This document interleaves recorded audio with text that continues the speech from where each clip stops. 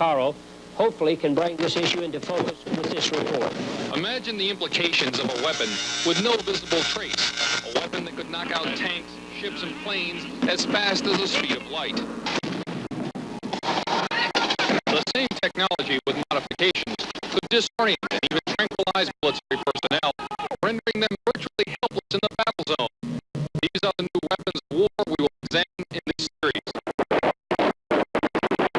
For the past 40 years, the world has been riveted by the threat of nuclear war, and more recently by the prospect of space defenses using lasers and other modern technologies. But while both sides of the Geneva Summit have been focusing on these matters, progress is being made in even newer weapons that could render any arms agreement relatively useless. Lightning is the most dramatic form of energy to be found in nature. Scientists have succeeded in creating limited types of artificial lightning, and some think that these could be the forerunners of a new type of directed energy weapon, part of a family of weapons which operate within the radio frequency segment of the electromagnetic spectrum, and are thus referred to as radio frequency weapons. Dr. James Frazier has researched electromagnetic effects for the Air Force for over 10 years, and he, like a small but growing number of weapons experts, feels that radio frequency, or RF weapons, could be the wild card in the ongoing arms race. You could have tremendous amounts of radiative power. And what you did with that power then is a matter of engineering design and what your goal is. Robert Bass, a physicist and PhD in mathematics, is working on U.S. weapons research. He says that the Soviets seem to be ahead in a number of areas, and especially in RF weapons. We are behind the Soviet Union in directed energy weapons based on 60 gigahertz microwave beams. Dr. Bass and others feel the most likely form of Soviet RF weaponry would be high-powered microwaves, similar to a focused, ultra-high-intensity radar beam. It would literally cook humans and knock out computers and electronic surveillance and communications gear.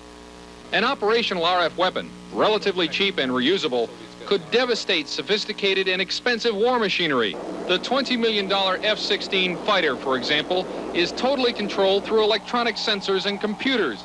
With no manual flight controls, the plane would literally fall out of the sky after being hit with a high-intensity pulse of microwave radiation. Scientists say that microwaves and other types of RF pulses operating at specific frequencies or windows can be transmitted with little or no loss of power. Machines known as gyrotrons can produce the massive pulses needed to drive these devices, and it's believed that the Soviet Union has a 3 to 5 year lead in this technology. Over the past year, CNN has repeatedly asked the Department of Defense and the Air Force about radio frequency weapons. After much resistance, DoD finally said that the subject was too sensitive to discuss. This is a Tesla coil. It was invented some 90 years ago, but now a growing number of experts in the United States feel that it may form the basis of a new generation of Soviet weapons. They are known as radio frequency, or RF weapons, because they operate in the radio frequency spectrum. Their existence is noted in this U.S. Department of Defense publication, which says the Soviets could use them to destroy components of missiles, to interfere with radar and other electronic systems, and even to alter human mind functions. The concept of RF weaponry was predicted at the turn of the century by Nikola Tesla, an American who had emigrated from Yugoslavia. He is best remembered as the man who invented alternating current electricity. In 1899, Tesla built this giant coil which produced 10 million volts of artificial lightning. From it, he theorized the possibility of death rays. This and many other of his ideas about the physics of electricity were ridiculed by the scientific establishment. Pure science is not a sure thing. You can't predict what's going to work out and what's not going to work out. Robert Golka, a research scientist, built a replica of the Tesla coil about 80 years later. Golka was trying to produce a phenomenon known as ball lightning. He also used the Tesla coil to conduct testing for the U.S. Air Force. What I was doing was setting in maybe 5-foot-long models of advanced fighter aircraft, and we would want to try to find out which part of the airplane was more vulnerable to lightning strikes, whether it was a wingtip or the canard where the pilot sat. These experiments could also demonstrate the effect of the electromagnetic pulse of a nuclear blast, and Golka says the effect of RF weapons as well. Golka thinks that Tesla's theory that electromagnetic power could be transmitted through the Earth and its atmosphere without wires is a key element in the Soviet Union's work on RF weapons. Tesla's novel weapons theories were generally ignored in the United States. Nikola Tesla died in 1943, and after the Second World War, all his papers and effects were shipped to his native Yugoslavia, where they were enshrined in a museum. Some say that that museum proved to be a gold mine for Soviet weapons scientists. We haven't even formally, so far as I know, to ourselves admitted that these weapons exist in the hands of the Soviet Union. Weapons analyst Tom Bearden, a retired U.S. Army lieutenant colonel, is among a small group of scientists and engineers who believe that the Soviets have perfected Tesla's ideas and are developing radio frequency weapons on a scale unimagined in this country. There have been a series of tests of these kinds of weapons, apparently, for a number of years. For example, airliners from Iran, before the fall of the Shah, saw deep within the Soviet Union very large, glowing spherical balls of light, which started out small and then expanded to very large size, which are apparently these kinds of weapons for use in an anti-ballistic missile defense role. Bearden believes that these satellite photographs are of mysterious non-nuclear explosions near an uninhabited island in the East Siberian Sea, and that they are discharges from an RF weapon that uses intersecting energy beams called scalars. In doing so, you can create, for example, either an electromagnetic explosion at a distance, or you can create an electromagnetic implosion at a distance, the extraction of energy from a distant point. This would look like a cold explosion, so to speak. And I believe the thing on April the 9th, 1984, off the coast of Japan that involved several 747 jet airliners, I believe that incident was a test of a cold explosion weapons. At least it met all the characteristics. Pilot Doug Happ was in one of the 5 airline crews that saw an incredibly large cloud rising from the moonlit overcast below. It looked like a plate coming up through an overcast, but it just kept expanding. And as it got higher, it was apparent that you could see right through the middle of it, so it looked like a big smoke ring. At the time that we first noticed this cloud, we weren't sure what to do, and we took no evasive action because we didn't know which way to go. And I think eventually we either ran through it or it completely engulfed us. Happ says when his flight reached Anchorage, Alaska, it was checked for radioactive contamination. None was found. Dr. James Fraser has done extensive research in electromagnetic effects for the U.S. Air Force. It could be due to a strong electromagnetic beam, but we don't know that. They can also be caused by chance terminal gradients. We've had for several years studies of clear air turbulence, for instance, which have produced this kind of a disruption. The people who cited those are experienced pilots and should have been familiar with that kind of event, and this apparently was something outside their experience.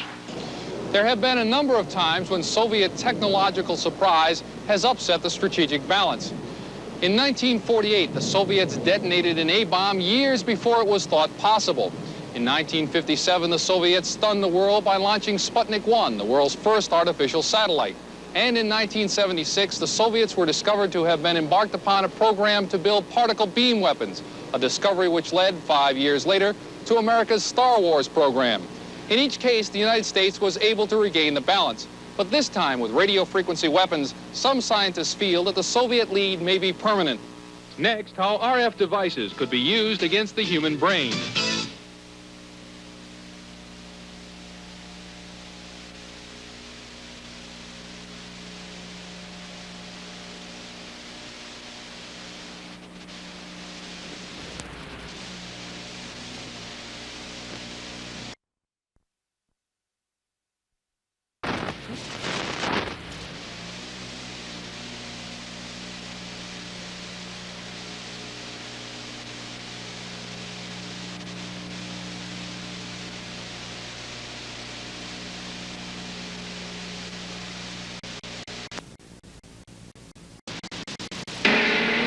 Brainstorm was a science fiction movie about a device which electronically injected thoughts into the human mind.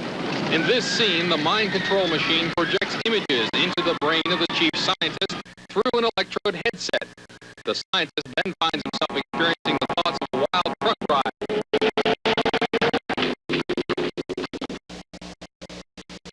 But even in this futuristic Hollywood tale, the subject still had to be connected to the machine by an electrode headset.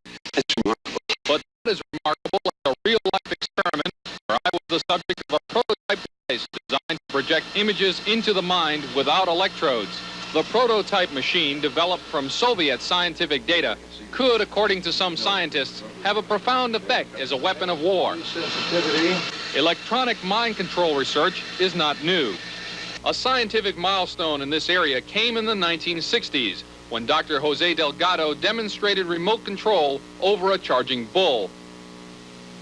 By connecting a radio antenna to electrodes inserted into the bull's brain, Delgado proved that the animal's aggressive impulses could be thwarted by electronically manipulating the bull's muscle reflexes. Do you realize the fantastic possibilities if from the outside we could modify the inside? Could we give messages to the inside? But the beauty is that now we are not using electrodes. In recent years, Delgado has shown that the behavior of monkeys can be altered using low-power, pulsating magnetic fields. But in these experiments, there were no antenna implants. Any function in the brain, emotions, intellect, personality, well, could be perhaps modified by this non-invasive technology. Delgado's research has so far been limited to animals. But in the Soviet Union, a radio frequency, or RF device, has been used for over 30 years to manipulate the moods of mental patients.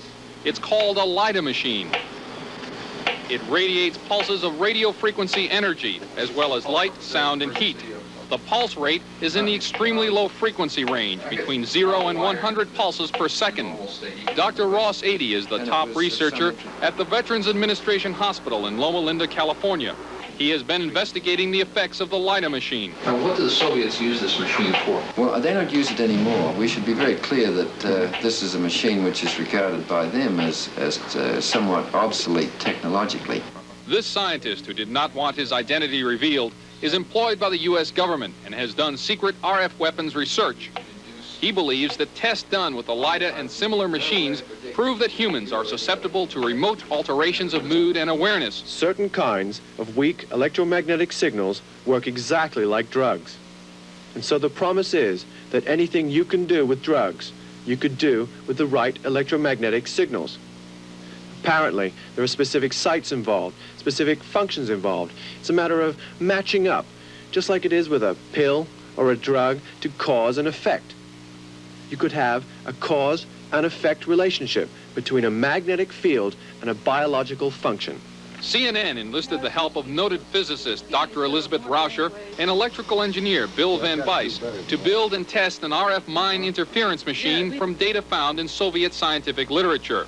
The machine itself was inexpensive and easy to construct, using parts from a consumer electronics store. It emits a weak magnetic field, pulsed at extremely low frequency. As the subject of the test, I was blindfolded, and my ears were blocked to prevent inadvertent clues as to what was happening. A magnetic probe was placed about 18 inches from my head. As the experiment began, 2 signal generators produced waveform patterns that were transmitted by the magnetic probe at about 1/1000th of the Earth's natural magnetic field strength. Describe anything that you see, if any. In the control room, Van Bice varied the waveforms being generated. In another room, I could see waveforms changing shape in my mind. Parabola just went by? Parabola just went by. Oh, yeah, I did. I just flipped the switch. Parabola? Uh-huh. All right. Well, let's see. Let's check this out. That's what happened. I flipped the switch. Okay. A spike right there. Spike. Right here. Tight spike.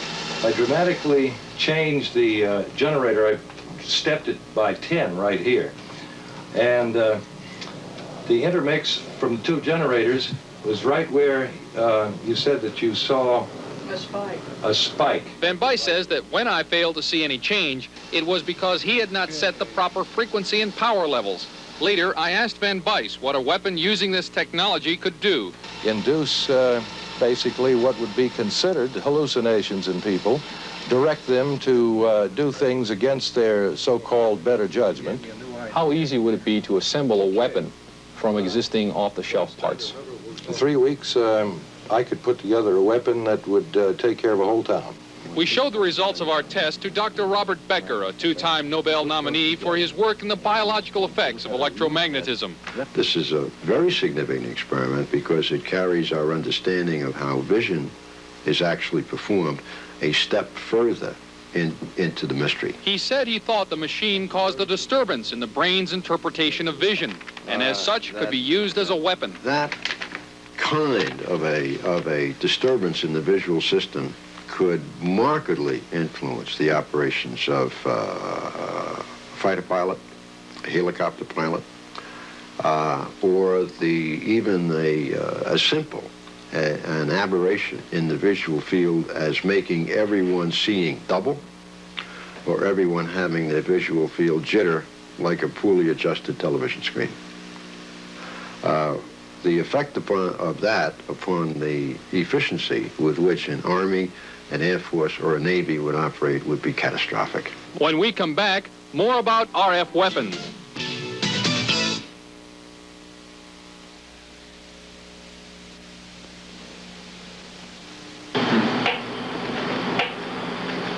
This is a Soviet LIDA machine. It transmits low-energy radio pulses between 0 and 100 cycles per second. In the Soviet Union, LIDAs have been used for years to tranquilize psychiatric patients without physical contact. This sound, which is received by shortwave radios in the United States, is generated by another Soviet radio frequency device. It is known as the woodpecker because of its tapping noise. It is broadcast by a number of high-powered radio transmitters operating deep in the Soviet Union since July 4th, 1976. Though the official Defense Department explanation of the woodpecker is that it is an over-the-horizon radar designed to track U.S. missile launches, some scientists suspect that the woodpecker is designed to interfere with human brain function. As far as I'm concerned, the potential that this has for producing a direct psychoactive effect upon the total American population is there, has never been disproven. Dr. Robert Becker is a pioneer in the field of bioeffects of electromagnetism. The signal range within which the woodpecker operates is that which has been reported by many investigators to produce a tranquilizing effect upon animals.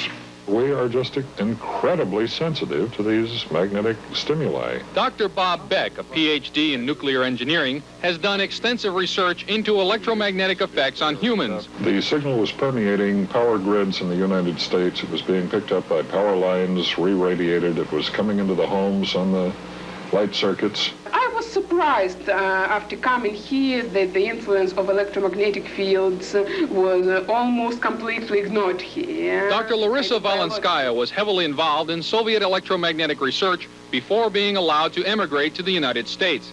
She told CNN about Soviet research in electromagnetic effects. They demonstrated theoretically and also demonstrated experimentally that low frequency, low energy electromagnetic fields also can possess biological influence, biological efficiency, because any field not only carries energy but also carries information. She stated that the research was carried out on orders from the Soviet government. And of course, the military were extremely interested in this potential of remote influence. Is the United States military working in the field of electronic mind control? Officially, the Department of Defense will not comment because the subject area is, quote, too sensitive. But CNN has learned from this government scientist, who did not want to be identified, that a Navy laboratory conducted research into the use of an RF device for counterterrorism and special operations. It's possible to entrain a certain percentage of a population, apparently, with weak magnetic fields. The study also showed that RF signals could dissolve certain types of rat brain cells at a distance, causing disorientation and nausea. According to the scientist, even though the program was successful, the government never followed up on it. Dr. James Frazier did electromagnetic research for the U.S. Air Force for many years. At one time, he proposed a battlefield RF weapon system. You could make an antenna that would be carryable by a helicopter, and that this could be expected to produce a wide variety of symptoms, actually, by humans who happen to be standing in the beam. According to Dr. Fraser, the Air Force never followed up. At Lawrence Livermore Laboratory, another RF weapons concept is nicknamed the brain bomb. According to the book Star Warriors, the brain bomb would focus a nuclear blast into a huge pulse of low-frequency RF energy that would stun huge numbers of troops. Apparently, it too has not yet been funded. The Department of Defense will not comment about Soviet RF weapons, or if American RF weapons development is going forward. However, experts interviewed by CNN say that the Soviets are apparently ahead and could exploit that lead in a surprise strategic move, a move that could have grave consequences for the United States. From Washington, this is Chuck DeCaro, CNN Special Assignments. That's our program for this weekend. We would encourage you to send us any comments you might have, or maybe you have a suggestion for a possible story we could look into. If so, write us in care of Special Assignment, 2133 Wisconsin Avenue Northwest, Washington, D.C. 20007. Once again, that's Special Assignment, 2133 Wisconsin Avenue Northwest, Washington, D.C. 20007.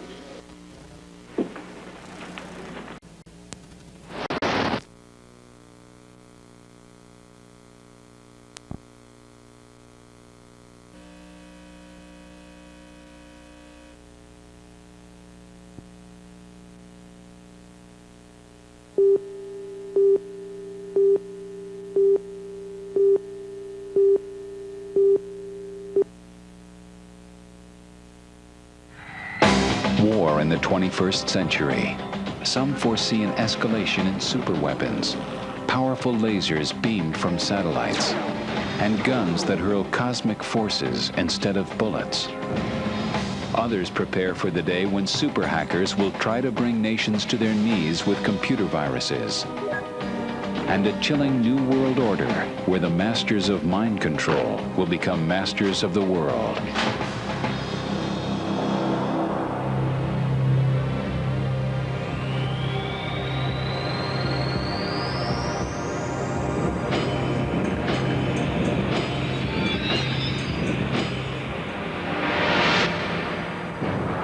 (1939), World War II. Germany launches an assault on France. France, having used the First World War as a model for the Second, found its trench warfare mentality and supposedly impermeable Maginot Line overrun by the German blitzkrieg in just a day. It was a lesson the Allies learned quickly, and the world would not forget.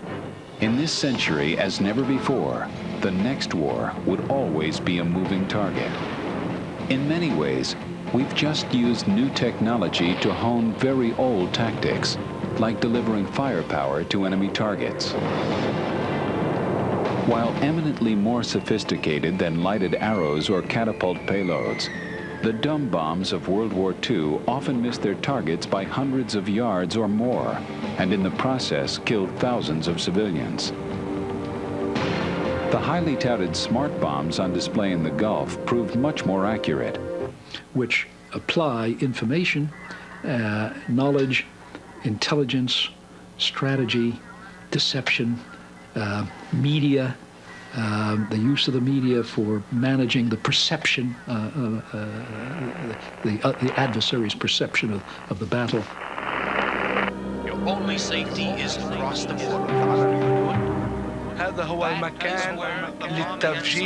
They call it psychological operations, or PSYOPs, and it's the modern-day equivalent of Tokyo Rose. This military C-130 transport plane, fitted with mysterious extras, can beam overt demoralizing messages into the heart of enemy territory. It's the world's most advanced airborne television and radio station, a secret addition to the InfoWar armory. Until recently, this operation was totally classified, what the military calls black. This is the first time they've allowed a camera crew to record their highly sensitive capabilities. They are pirates of the airwaves, able to infiltrate media channels around the world. They can broadcast on AM, FM, military radio frequencies, and most television systems. A trailing wire 600 feet long broadcasts FM signals, while another drops 600 feet from the belly of the aircraft and transmits AM frequencies. Several planes make up the PSYOPs unit called Commando Solo. They can be refueled in the air, giving them virtually unlimited range. As part of Operation Desert Storm, PSYOP's broadcasts helped persuade Iraqi troops to surrender. But Operation Uphold Democracy in Haiti in October 1994 is its biggest success so far. The U.S. military's mission was to back ousted President Jean-Bertrand Aristide in overthrowing the de facto military regime. Commando Solo broadcast messages in Creole. Appeals for calm were interspersed with news panel discussions and local music. Other broadcasts were aimed at stemming refugee flotillas. Messages informed them they would not be allowed to enter the United States. We were able to turn off the refugees, prepare the country, and to provide an alternative to invasion so that when Aristide did return, it was a peaceful return of a legitimate power. And that is the ultimate goal of psychological operations. We were able to basically win a contingency, I wouldn't call it a war, without firing a shot. But this system does have its limitations. Anyone can turn off the propaganda by turning off the radio or TV. The ultimate weapon in the InfoWar would be so secret, so invisible, so undetectable, you'd never know your mind was under attack.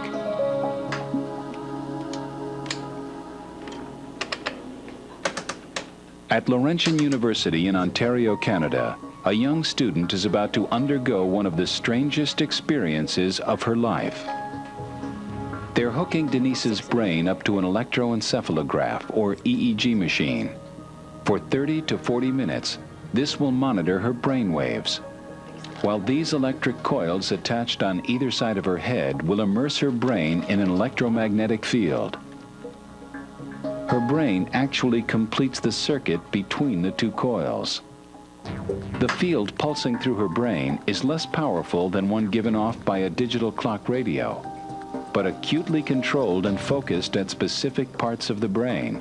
It will open Denise's mind to outside suggestion by this man. What I do is switch to see if it's right or left hemisphere. Use your frontal temporal. Dr. Michael Persinger is a professor of psychology and neuroscience. He's designing ways to put the power of mind control to good use. Dr. Persinger's research focuses on brain trauma, and he uses carefully controlled doses of electromagnetic radiation to induce relaxation and alleviate pain. So what Sandra did was to initiate a opiate releasing pattern. That's a burst firing field that is stimulated once every 4 seconds. And that produces relaxation and a very pleasant sensation. Similarly, using the appropriate fields, we can induce fear and apprehension, but clearly that would be unethical in that setting. Dr. Persinger's tests suggest that carefully programmed electromagnetic frequencies can tap into individual brains and influence people's emotions. The cognitive processes of the human brain are really quite simple. And if you understand how they work, you can make entire populations think and decide the manner in which you wish. Many experts are skeptical of such an Orwellian scenario, but Persinger thinks the implications are chillingly real. Suppose you generate a field that produces fear, fundamental fear, in large numbers of people. And then over the television, more traditional ways, you say, the reason we're having this fear is because of this particular group. And now you start to move the population believing in a direction that you wish. To influence 250 million people, the equivalent of the entire population of the United States, may not be that difficult. According to Dr. Persinger, we already have the technology, satellites on TV and radio transmitters. Mind control may already be happening. We know the mysterious PSYOPs plane can beam persuasive sounds and pictures into people's television sets. Will it someday beam disturbing frequencies directly into the mind? Mind control would be the ultimate non-lethal weapon. The prospect of a war without pain or death, where victory comes without a single shot being fired, should be a cause for jubilation. Smart military technologies and non-lethal weapons could at least prevent the awful carnage of large-scale head-to-head combat. What then can we expect of war in the 21st century? Which will frighten us more? The threat of unspeakable destruction from plasma cannons and lasers on high? Or the prospect of national computer crashes? Paradoxically, the promise of truly bloodless war may come only with the most devastating weapon of all. If the human mind and will become the battleground of the future, War 2020 may be won without so much as a whimper, let alone a bang.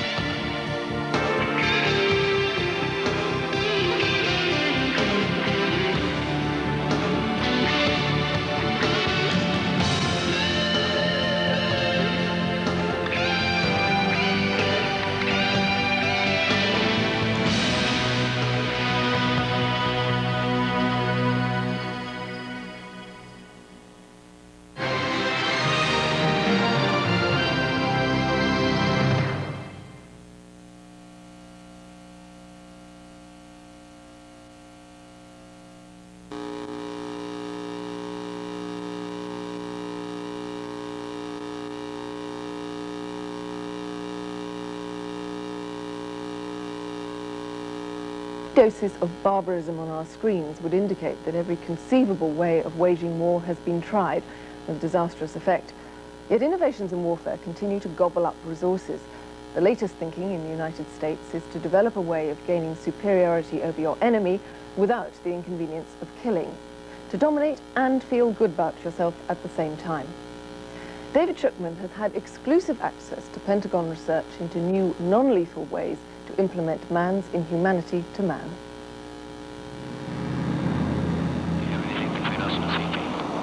Negative. I got something a little bit to the left of the CP about 11 o'clock, 40 miles.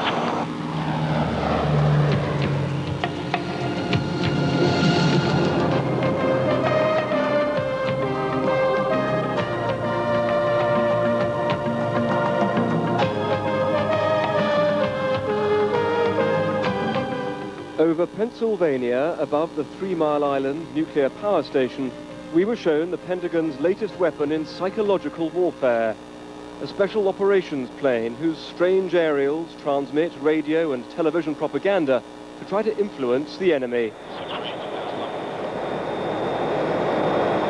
The equipment used is highly classified. We were only allowed to get this close to the plane while it was being refueled. The catchphrase of the crew is, "We fire electrons, not bullets." And in a country fearful of causing casualties, this may be the precedent for a new military doctrine.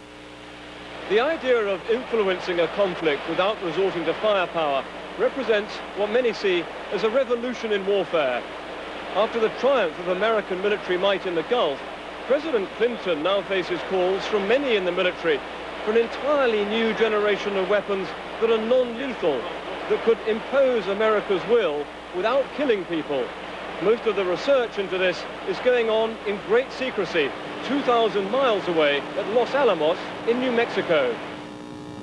In the birthplace of the nuclear bomb and powerhouse of the research into a Star Wars space shield, scientists are now developing weapons more relevant to the demands currently being made on the military.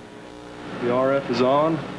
They're trying to turn the lasers and other devices designed to shoot down Soviet missiles into weapons with a potent but non-lethal role in peacekeeping or in confrontations that stop short of war. We understand the political implications of economic sanctions and waiting around, and we understand war. What we're offering here are some options in between. We have almost a problem in some areas of having too much power. So you'd be perceived potentially as using a sledgehammer to kill flies. And you need, in these situations, the ability to respond when your national interests or national values are threatened, and to do it in a way that, you know, how you win that battle becomes important. And in many of the situations, you want the population to be friendly when you come out of it, quite frankly. And killing them does not do that. Los Alamos won't say how much money is being spent on non-lethal weapons, nor when they'll be ready. But they're advanced enough for detailed briefings to be given to defense officials, including the chief scientist at the British Ministry of Defense 3 weeks ago. The BBC has obtained the briefing document given to the military on the secret research at Los Alamos. One project involves high-powered microwaves carried on missiles which, rather than destroying a target, would instead immobilize all its electronic equipment. Another plan involves super acids dropped in capsules in the path of convoys. When released, the acids would melt the tires. Strangest of all, though, is the plan for acoustic generators, or noise weapons, which would hurt soldiers without killing them, or even, according to one document, disturb their bowels. Many people might wonder if you're entirely serious about some of these technologies, the bugs that eat plastic in weapons, or the chemical substances you'd spray on roads to make them too slippery or too sticky, or even the sound weapons that disturb the enemy's bowels. Are you entirely serious about this? Well, I'm not sure the ideas I would categorize as bizarre at all. I think this is the way we're going to be driven because of the requirements of national security in the future.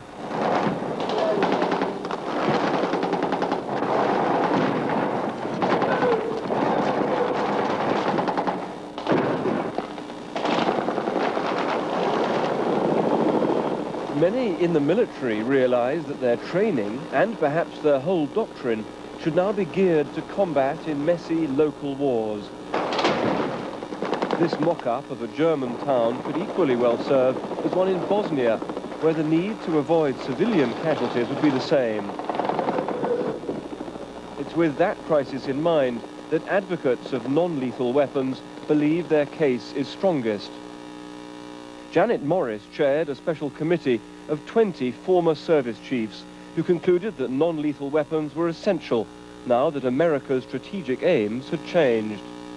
Throughout the Cold War, we were guided by very simple language in a document called NSC 68, which said that the main focus of the United States in foreign policy would be the containment of communism. Now we need to replace that with a new strategic doctrine that mandates the containment of barbarism. We're containing a behavior, not an ideology. We don't have to worry about whether the Serbians or the Bosnians are more correct or less wrong. We don't have to throw our weight behind one side or another. We can go in, stop the fighting. The purpose of non-lethality is to stop aggression. But critics of this plan claim not only that it's naive, but also that it raises false expectations. If the non-lethal people want to run around promising that war is going to be clean and war is going to be bloodless in the future, I wish them luck. But the fact of the matter is that the public doesn't believe that. I don't see anybody throwing away tanks and airplanes and artillery so that they can buy this stuff, because they're highly skeptical about it, and they're highly skeptical about relying too much on fancy technologies to do something that's very old-fashioned, which is killing. John Asselford is hoping that view is wrong. He heard that the Air Force wanted non-lethal weapons, and at his tiny engineering plant just outside Atlanta, he sensed a market and designed a way to stop engines without destroying them. He created a special gas which is non-poisonous but snuffs out the spark. One suggestion for this gas is to use it in mines that would go off in the path of a convoy. We could develop delivery techniques that would include such devices as gas-filled landmines, call them, that would disable a vehicle that could, for example, be dropped from a helicopter, or call it remote control roadblocks, if you will. Engine generator sets are obviously very important to a military force. And if we could disable ground power, then their lights go out, their communication systems go on the plane, and their strike capabilities could be diminished in that manner. But, you know, without destroying property, without being a hazard to personnel. Before we left, we asked John Asselford to to test his device on our hire car. It worked. In the shadow of the CIA headquarters in Langley, Virginia, there's a cluster of defense and intelligence consultancies. They're now open to any ideas for non-lethal weapons, however far-fetched. Some devices border on science fiction. Примером такое же действие по эффективности, как внушение в гипнотическом состоянии. Поэтому сейчас посмотрим, как будет выглядеть. 2 Russian psychologists have been brought in from Moscow to demonstrate a technique for analyzing the human mind and then influencing it. These words, most of them nonsense, trigger responses that build up a picture of the electrical activity in the brain and reveal private anxieties and other weaknesses. Она помогает узнать мотивацию человека, его основные It устремления. helps define the motivation of a person and also causes of disease. For instance, his dependence on drugs, alcohol, etc. И так далее. Officially for medical use, this device was in fact born of a long-standing Soviet effort to find ways of attacking the mind of the enemy. At normal speed, the words seem devoid of any meaning. They're simply meant to stimulate a reaction. But when we slowed down our video, frame by frame, we discovered something we weren't meant to see. Subliminal flashes of words with military significance.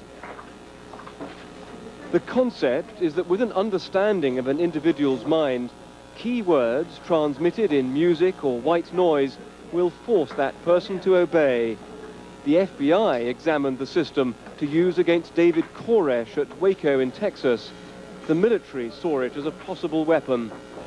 Some officers looking to Bosnia see it as better to influence adversaries than to bomb them. I think that you have to address targets, not targets that we're going to go in and blow up and destroy with a bomb or an explosive device, but targets like people's minds, like nationalism, which is what I think is at the root cause of this situation. That's a target. We've got some tremendous advantages with the technologies we're talking about in the information war, if you will. And I think those technologies need to be further exploited or could be exploited. For the military, here at Fort Benning in Georgia, using simulators to train for the next tank battle, non-lethal weapons are, for the most part, only a distant concept. Come on, baby, do something. Class 6-2, we have been breached. There are BSCs and tanks in the rear. Pass the orders. Over. Is disengaging at this time and pulling back. As the traditional war games continue, there's also been at least one rerun of the Gulf War using non-lethal weapons. The Pentagon consultant who organized the exercise found the military reaction initially was derisive. When right up front you begin to explain the technologies to average military people, that you get in what I've heard described as a giggle factor. And that is, as you begin to talk about technologies that are emerging now, technologies that will be around the next 10 or 15 years, that people sort of chuckle because it is so different than the way we have known the use of military force in the past. In ways you almost have to get over that. And in fact, that was true of the game, and that is, okay, we're going to talk about these, and then we'll get over the giggle, and then we'll start talking seriously about a world in which these are the new kinds of weapons. And it's a different world. In that war game, it was evident the doctrine of overwhelming force dies hard. The years of Cold War training took little account of the need to minimize casualties in an age of constant media scrutiny. And the military, when offered non-lethal weapons for the war game, found their own use for them.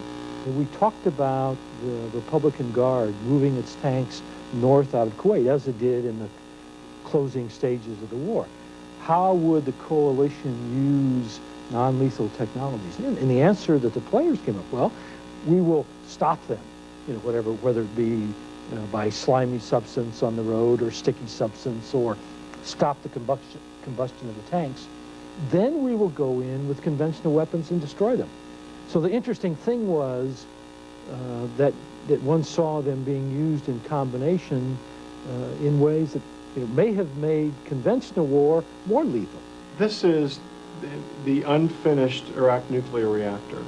And this circular area here is the actual containment vessel. This is the actual... Dennis Collum, a former CIA analyst, showed me how intelligence techniques have improved since the Gulf War. His computer program scans satellite photographs at high speed. In this picture of an Iraqi nuclear reactor, the computer hunts for caskets of nuclear fuel. It allows for extremely precise targeting, either of tried and tested lethal weapons or of non-lethal weapons that carry no risk of collateral damage. The fight over this is very real because it's clear that money for big lethal systems is going to be harder to get. There is really no need for more nuclear weapons. There's no need for massive, deep penetration bombers. We have no enemy our own size anymore. We're so lethal, we're unarmed. We're so overpowered for many of the conflicts we're already facing, we can't use any of this billions and billions and billions of dollars worth of stuff that we've got. It's just useless.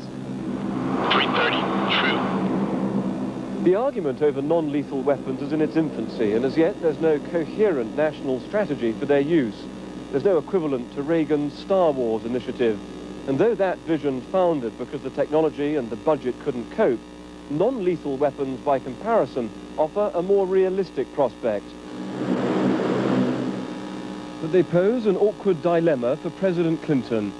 Either he can risk further criticism from the military for supporting non-lethal weapons, which may appear weak or even absurd, or he can seize on what's promised as a technological answer to the pressure for America to show leadership in an unstable world. David Shook. Since the 1950s, the Soviets had been irradiating the embassy with a mysterious microwave signal. Although the American government knew about the signal, they kept it a secret from the world and from their own embassy staff. When they finally got round to installing protective screens, they did so in a hurry. At the height of the Moscow winter, with the temperature 30 degrees below zero, the list of equipment they requisitioned included Arctic clothing for the workers who were going to install the screens.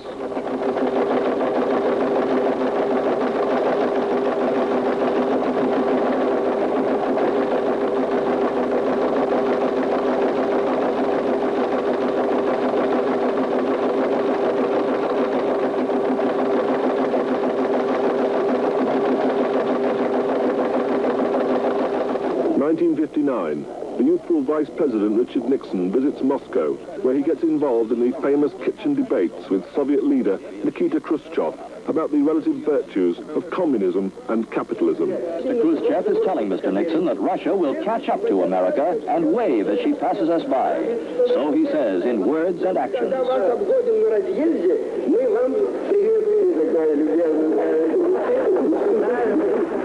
While the Americans were busy showing off the best products capitalism had to offer, the Soviets were quietly using some technology of their own. When Nixon's Secret Service men checked out his room at the American embassy for electronic bugs, they found a mysterious microwave signal coming from across the street, beamed straight at the embassy building and its personnel.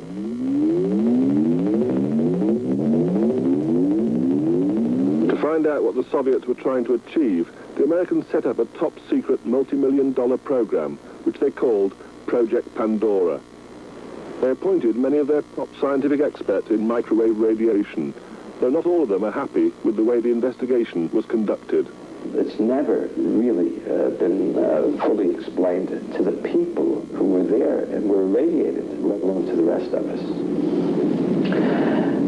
For example, there was some secret studies done on the people who were being irradiated. They weren't told they were being irradiated.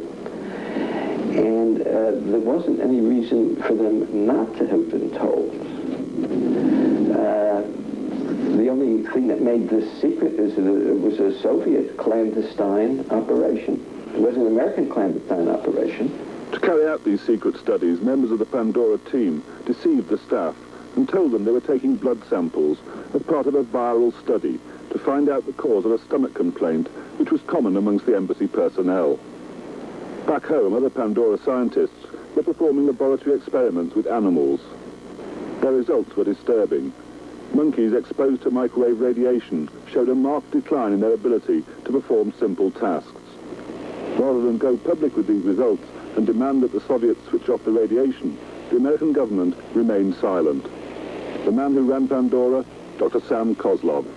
Why this thing was still retained at the level of security it was by I went to Moscow in 1976 to try to negotiate with the Russians on getting that radiation turned off. Why it was still, that was the time, in that period when this thing broke open. Why that was still classified at that time is utterly incomprehensible to me. That's all I can tell you. I can't tell you why. I don't know. I think it's simply a typical governmental phenomena. It fell into the crack. Rossborough, New Jersey.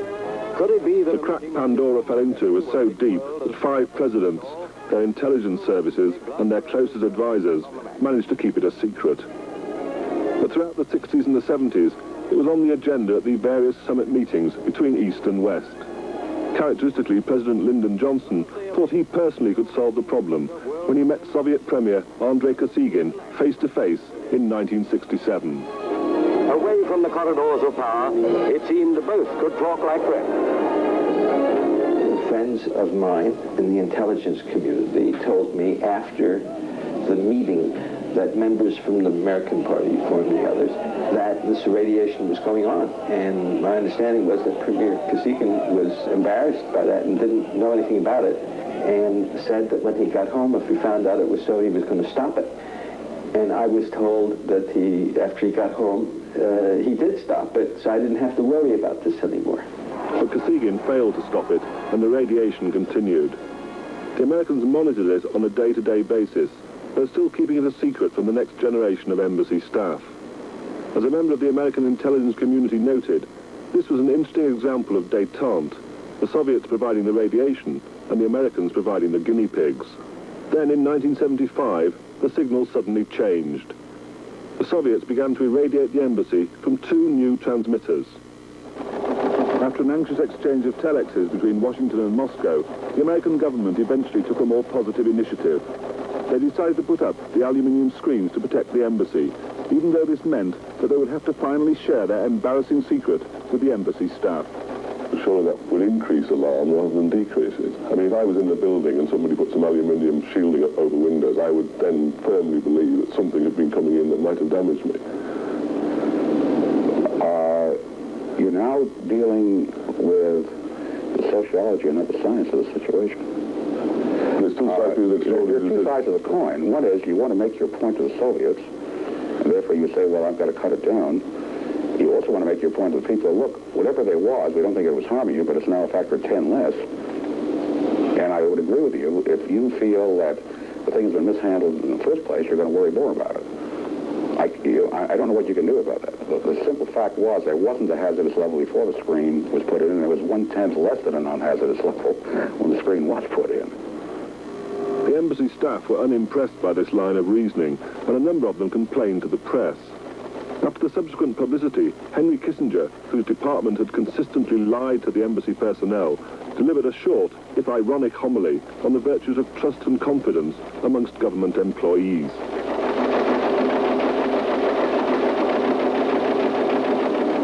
As somebody was involved in this for a considerable period, why do you think the Soviets did it? I prefer not answering that question, okay? None of us will ever know, because Soviets aren't going to discuss this in public, and neither will the people in my government discuss this in public. I have my own personal ideas as to what they were doing, which I would rather not discuss, okay? Can you say why you'd rather not discuss it? I think I'd get into security areas. It's been disturbing to see that it still continues. Even though I had been told the Soviets had stopped it.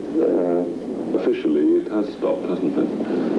Officially, it never started. I think, according to the Soviets, they've never been doing this.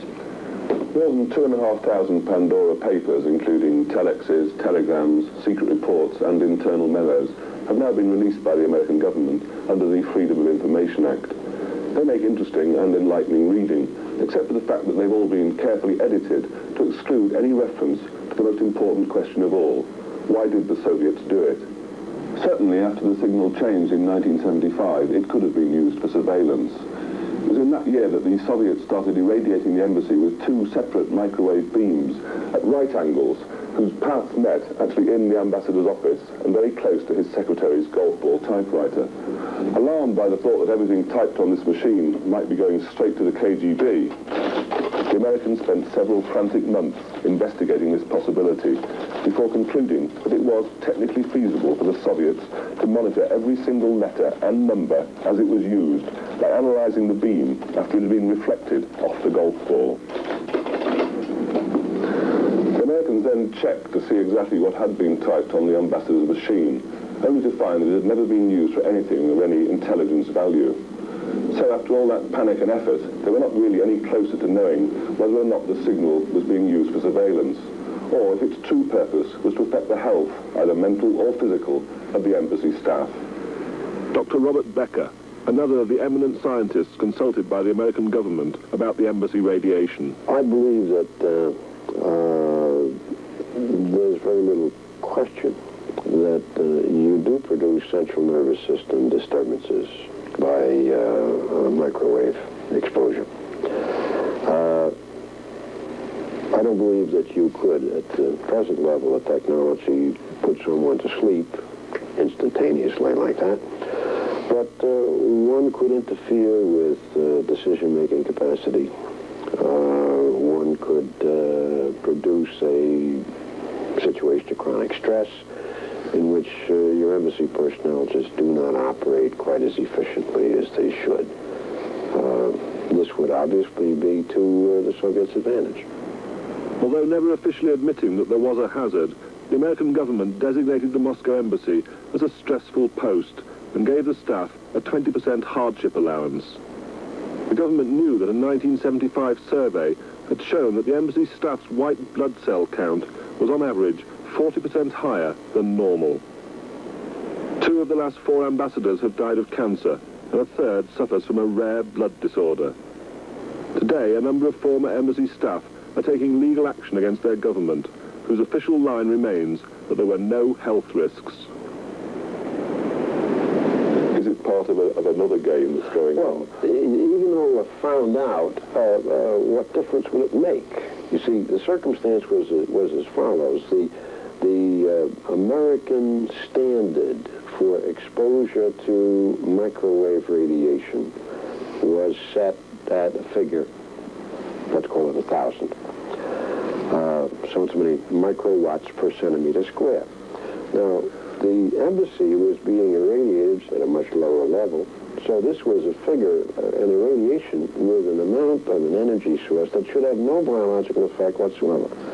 And if we admitted that it had a biological effect, then we would throw into doubt the standard that we had set rather arbitrarily for exposure of the entire American civilian population.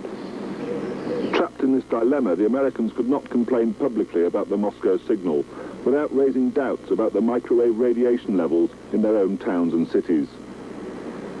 The Pandora scientists' findings were another potential source of embarrassment. All of the biological effects they found occurred at half the level the American government said was safe.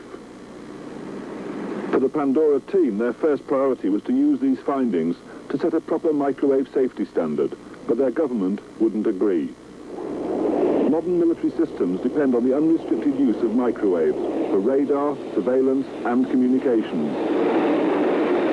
In Operation Big Boy, the Pandora team measured the microwave levels on board American Navy ships. They found they were 100 times greater than the embassy radiation. The team's hopes of establishing a proper microwave safety standard were never realized. Instead, the government terminated the project and tried to close the lid on Pandora's box. The electromagnetic radiation emitted by the sun has always been essential to life, but it's the effects of the explosive growth of other sources of electromagnetic radiation which is now being questioned.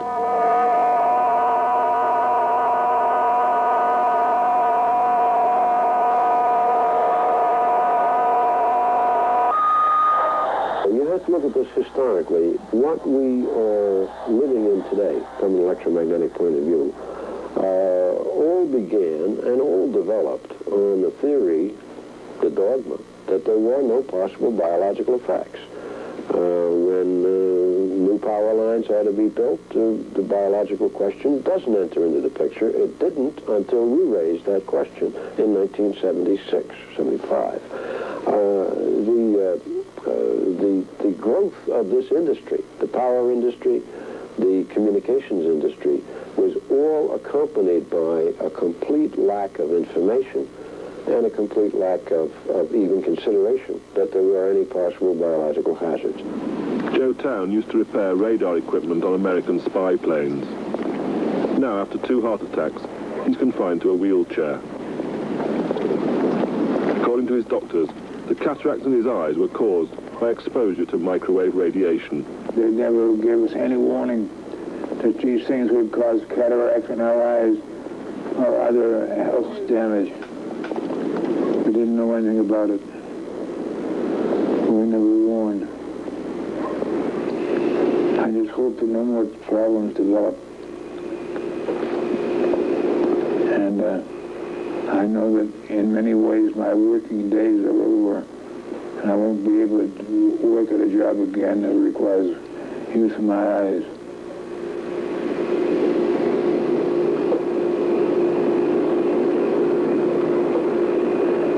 And that's a little discouraging to have to look forward to something like that. More than 25 servicemen who flew on spy planes in the 1960s for the American Air Force have now won out-of-court settlements.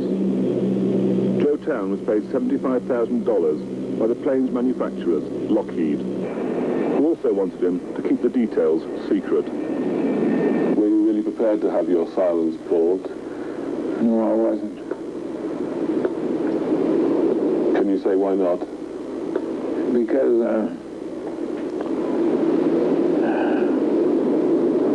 I have an obligation to these other men. And when you finish your service, that does not end your obligation to other men. As an NCO, as a non-commissioned officer, your responsibility still goes on the way I feel about it. And we have a loyalty amongst us where we've got to protect each other. America's military planners in the Pentagon and the companies which supply their radar, communications and other electronic equipment also believe in protecting each other. They met here in secret at the fashionable holiday resort of Hot Springs, Virginia in October 1982. Over 3 days, they discussed how they could best combat the growing public fears about the hazards of microwave radiation, and in particular, how to stop the steady increase in injury claims from former servicemen. When they settled out of court, did they accept liability? No, they settled with the stipulation that they weren't accepting liability. But they sure as hell weren't giving me $75,000 for nothing. It's not just servicemen who are at risk. Sam Yannon used to repair the microwave telephone communication dishes on the roof of the Empire State Building until he contracted Alzheimer's disease, a painful wasting disease of premature aging. By the time of his death at the age of 62, he weighed just 5 stone. In a recent and historic case, a New York court ruled that he died from overexposure to microwave radiation. Since the mid-1970s, other forms of electromagnetic radiation have also come under attack, particularly the fields produced by electricity power lines. 3 surveys in the United States and Sweden have shown that families who live near to power lines have more cases of cancer among both children and adults. 4 separate studies have also found that electrical workers and other groups exposed to electromagnetic fields are twice as likely to get leukemia as the rest of the working population. A further study in England showed that people living near to high-voltage power lines, underground cables, or to the cables which supply high-rise flats are more likely to commit suicide. Taking these findings into consideration, the state of Montana in the United States has now decided to ban all future housing developments within 210 feet either side of their power lines. More recently, video display units have come under suspicion, specifically from the Public Services Union in Canada, which is worried that the radiation coming out of the sets is damaging their workers, particularly pregnant women. What began to emerge among our own members and many other union membership is the emergence of women who were giving birth to children with birth defects or losing their children early in their pregnancy. And these were occurring in clusters where you would have, for example, over 50 to 80% of the pregnancies terminating in adverse outcomes. The first cluster which caught the union's attention was at the Toronto Star newspaper, where 4 women working with video display units had babies with birth defects. A hole in the heart, a club foot, a cleft palate, and a child with a damaged eye, which had to be removed surgically. This was followed by a cluster at the Old City Hall, where 11 out of 19 pregnancies were either terminated prematurely through spontaneous miscarriages or resulted in birth defects. Since then, the union has collated details of a further 6 clusters in Canada and the United States. As far as the manufacturers are concerned, there are no health risks from the video display units. The knowledge that exists suggests that it is not even fruitful to do research in that area because there have never been any observable effects, either in laboratory situations or in their epidemiological research that would home back in on a particular thing that was common to everybody, and there's no common element linkage. That's not to say that somebody won't find some kind of connective thing, but again, I think looking at the VDT is the wrong place to look, simply because there are other sources of radiation of the same type which are much stronger and which are more pervasive, more ubiquitous, and they've been around for years and years. We don't read about or hear about clusters of adverse pregnancy outcomes among non-operators or other kinds of groups. And from what we've been hearing so far from people who call us up daily, we feel that there's even more out there than meets the eye. When radar was first introduced in World War II, it was such an important factor in the Allies' victory that few questioned whether it might also be damaging the health of the troops using it. When the American and British governments established their microwave safety standards for radar and communications in the 1950s, they set them high enough to allow the military virtually unrestricted use of microwave radiation. American scientific reports from the time, which suggested that microwaves might cause leukemia, cataracts, brain tumors and heart conditions, were ignored. As the military was itself the main source of funds for research in this area, these reports were not followed up. The validity of these safety standards is now being challenged both within the scientific community and increasingly in the courts. A recent issue of the magazine Microwave News showed that cases in the legal pipeline include opposition to the siting of microwave towers, satellite stations and broadcast transmitters, as well as personal injury claims from former servicemen, air traffic controllers and police officers. These actions will all revolve around the validity of the present standards, virtually unchanged since the 1950s, and the scientific competence of the people serving on the various government safety committees. It's not just my country, it's every country. The Canadian government, the British government, the Soviet government, the Soviet Union, all governments create these committees in relatively similar manners. And the problem that you run into is that for a safety committee to put a restriction on or constriction on use of anything immediately cuts down on the efficiency with which either the radiation or whatever else they're providing safety for, it cuts down on the usage of the material or the radiation. And it takes a special kind of people to be able to ignore the harmful effect it could have on their personal careers, to speak out loudly. Unlike the West, the Soviet Union has avoided this dilemma. Although their safety standard is 1,000 times stricter than the Americans, the Soviet armed forces are conveniently excluded from its requirements. Despite being the biggest producers of electronic pollution, And despite the fact that at the time of the irradiation of the American embassy, Soviet scientists were well aware of its potential biological effects. Dr. Karl Maher was a top Czech scientist who defected to the West in the early 1970s. He's devoted a lifetime's work to the effects of pulsed electromagnetic fields on humans and animals. After, say, 10 seconds, the animals will out of the field.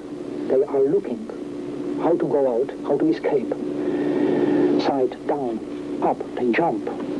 That is unbelievable. They jump, and after, I say, 2 minutes, they get convulsions of the relax. And if you continue in the irradiation, after 3.5 minutes, they are killed with the field.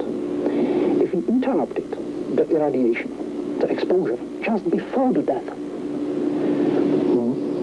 all or most of them recovered in 5 minutes. After 5 minutes, you cannot say, okay, this was the animal just before the death, and this one, it was a control animal. Nothing. No difference between them. West in the early 1970s.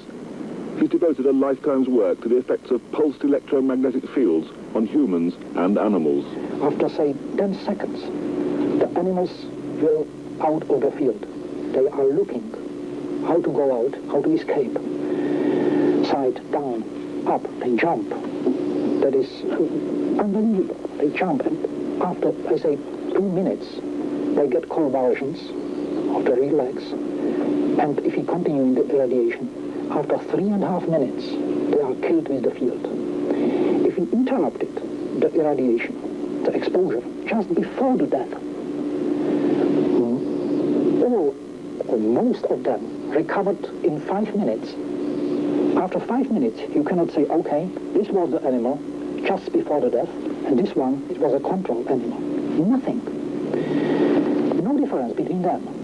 We did section of these killed animals, and you cannot find anything. We did not only section to see what happened there, but we did histochemistry, histology. Nothing. Absolutely nothing. No apparent reason? No, only one thing, much bigger spleen. Spleen? Spleen. That's only one thing which you could find.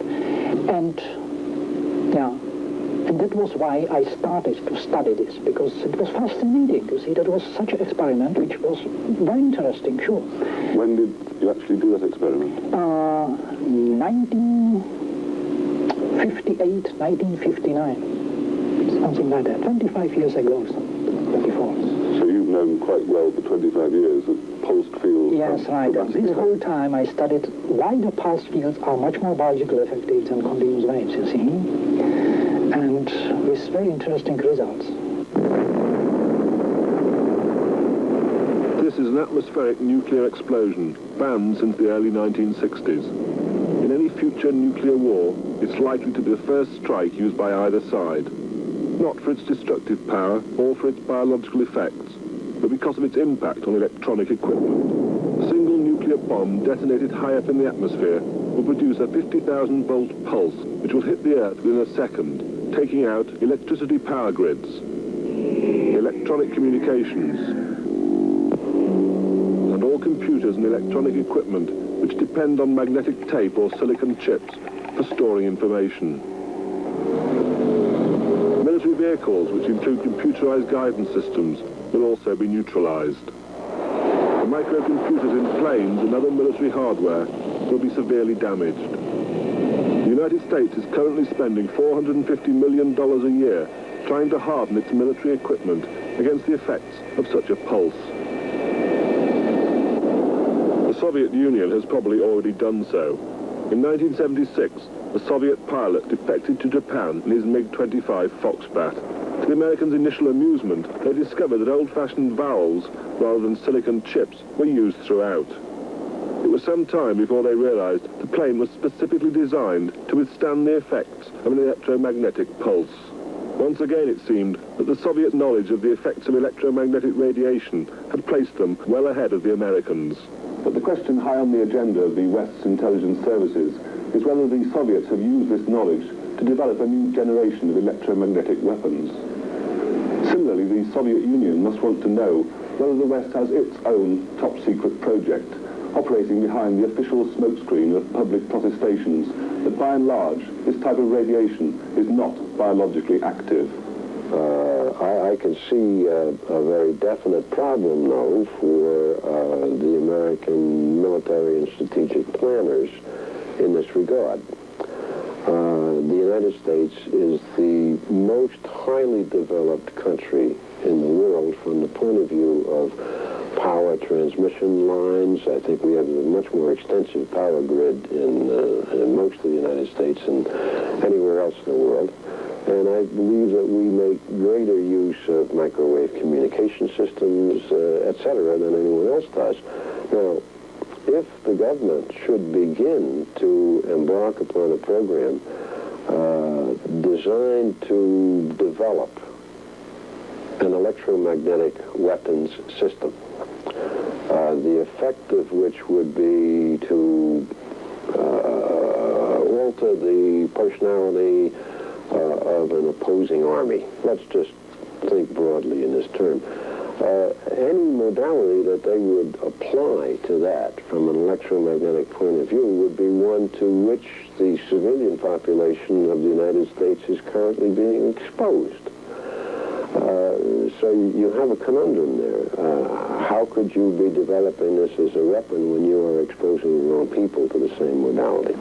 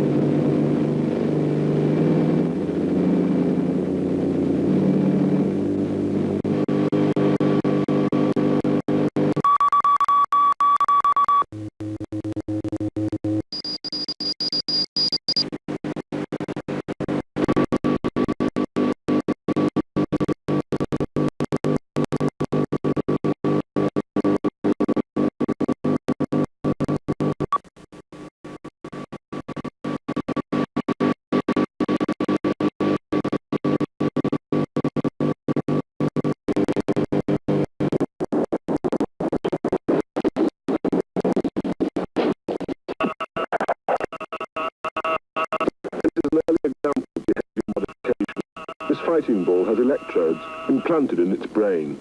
Its movement is remotely controlled by a small radio transmitter held by the man on the right, Dr. Jose Delgado. Throughout the 50s and 60s, he worked in the United States, experimenting with the electrical stimulation of the brain, much of this work being financed by the American Navy. The American military and intelligence services have a long-standing interest in behavior modification.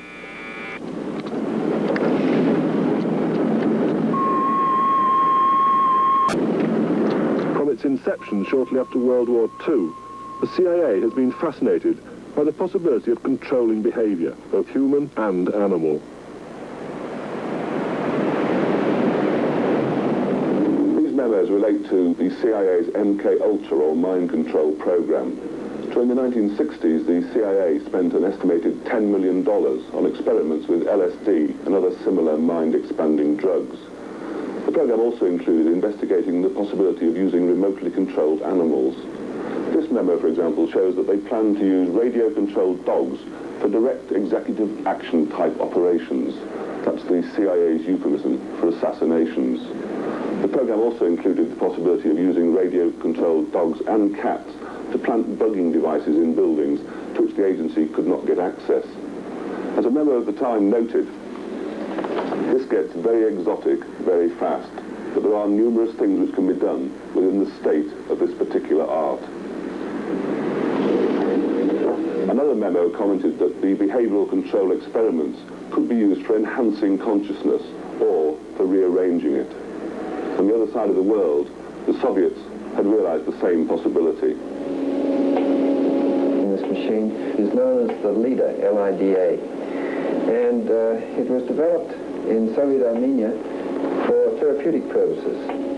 The two lights are capable of producing their flashes at a rate independent of the rate of the two little loudspeakers producing the clicks, and this central area here produces waves of wafted heat.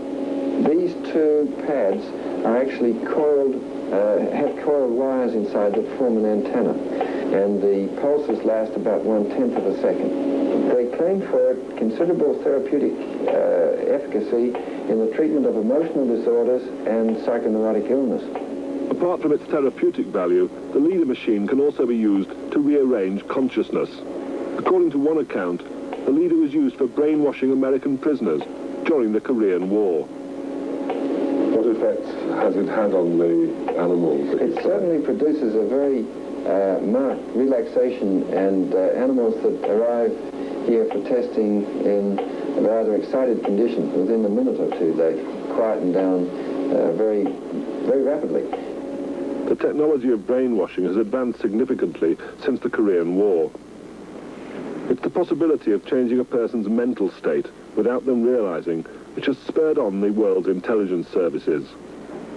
The theory is that if human brainwaves can be tuned to a different frequency, then it should be possible to change a person's mood and ultimately their character. In the early 60s, I received a visit from a representative of the Central Intelligence Agency, who informed me that there were two events that had occurred. One was that the United States Embassy in Moscow was being irradiated with microwave irradiation at a power density considerably lower than the standard set for exposure of American citizens. That had begun, I think, in 1959. In the early years of the 1960s, the United States, as part of its confrontation with the Soviet Union, was operating aircraft that would fly along the borders of the Soviet Union and occasionally intrude into their airspace, intent being to stimulate the electronic detection systems that the Soviets would use so these could be studied. That these were nominally weather aircraft, that occasionally they would get shot down, occasionally their crews would get captured, that the crews on these aircraft were carefully chosen personnel who, before they went into this area, received intensive psychological testing to determine their readiness to do this sort of thing. That on several occasions, when crews had been captured within the Soviet Union, they were always later exchanged, brought back to American control on some sort of a quid pro quo with the Soviets. In the debriefing process of these crews, they would indicate that they had not received any bad treatment whatsoever in the hands of the Russians, but that their psychological testing would be considerably different when they returned from their internment than it was before. The period of time would be relatively short, 2 weeks to 6 weeks on the average. The question was asked then, is there a relationship between the microwaves irradiating the embassy and the possibility that these crews had personality alterations induced in them by exposure to electromagnetic radiation, which they would not be aware of? Now, this was the question posed to me at that point in time by the Central Intelligence Agency. And what did you tell them, Dr. Becker? I told them that I thought it was a distinct possibility, but that no one could give them that answer for sure at this present time, at that time. Were the crews themselves aware of any brainwashing? No. No, there was no... you use the term brainwashing, and that's a term that implies long periods of interrogation, things of this nature. This did not happen. These crews were treated quite well. They were fed, clothed, housed, were not subjected to long periods of interrogation or to any attempt to re-educate them. No psychological force of any type was used, and yet they returned changed. The mechanics of this sort of personality change fall into an area of science shrouded in the greatest secrecy, and which is at the center of mind control programs in both East and West. Dr. Robert Beck is one of America's most brilliant electronic engineers and a former member of an elite corps of scientists recruited by his government to work in this area. His published work talks of specific frequencies producing confusion, fear, and anxiety.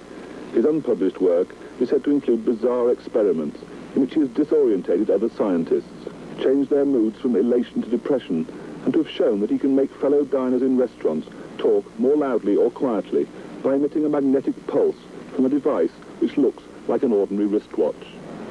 In terms of affecting people's behavior, what is technically possible at low levels? There, I'd rather not discuss some of the work that I've seen. It is quite possible. It has been done. It has been replicated. And that subject is totally dark. Well, we certainly have heard stories of people being disorientated at a sort of Yes, I've done some of that myself, and I'll never do it again. There are ethical considerations. But there's really no mystery to it. It happens. No, it's here. It's part of our physical universe, like germs and pollution.